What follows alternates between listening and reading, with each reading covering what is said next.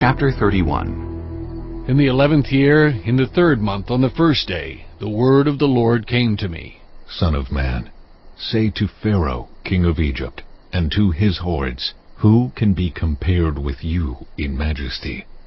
Consider Assyria, once a cedar in Lebanon, with beautiful branches overshadowing the forest.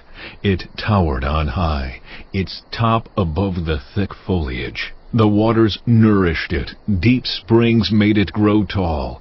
Their streams flowed all around its base, and sent their channels to all the trees of the field. So it towered higher than all the trees of the field.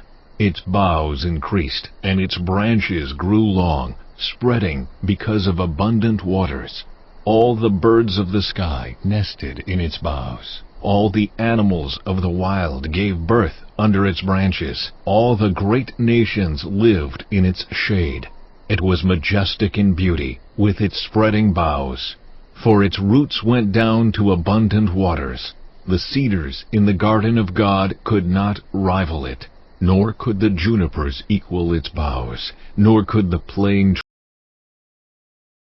trees compare with its branches. No tree in the garden of God could match its beauty.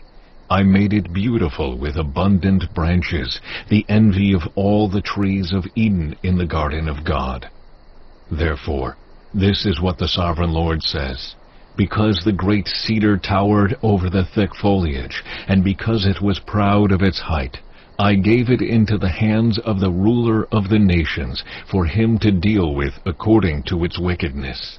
I cast it aside, and the most ruthless of foreign nations cut it down and left it. Its boughs fell on the mountains and in all the valleys.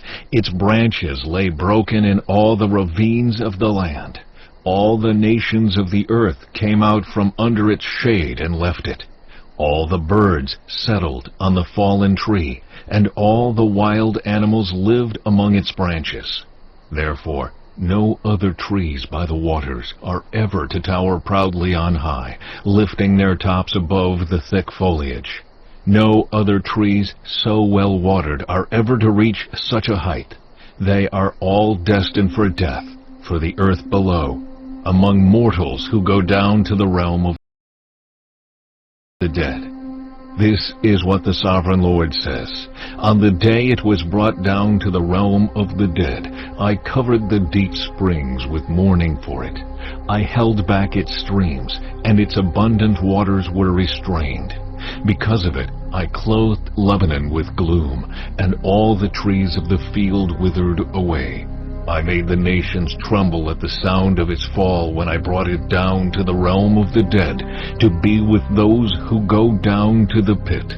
Then all the trees of Eden, the choicest and best of Lebanon, the well-watered trees, were consoled in the earth below. They too, like the great cedar, had gone down to the realm of the dead, to those killed by the sword, along with the armed men who lived in its shade among the nations. Which of the trees of Eden can be compared with you in splendor and majesty? Yet you, too, will be brought down with the trees of Eden to the earth below. You will lie among the uncircumcised, with those killed by the sword. This is Pharaoh and all his hordes, declares the Sovereign Lord.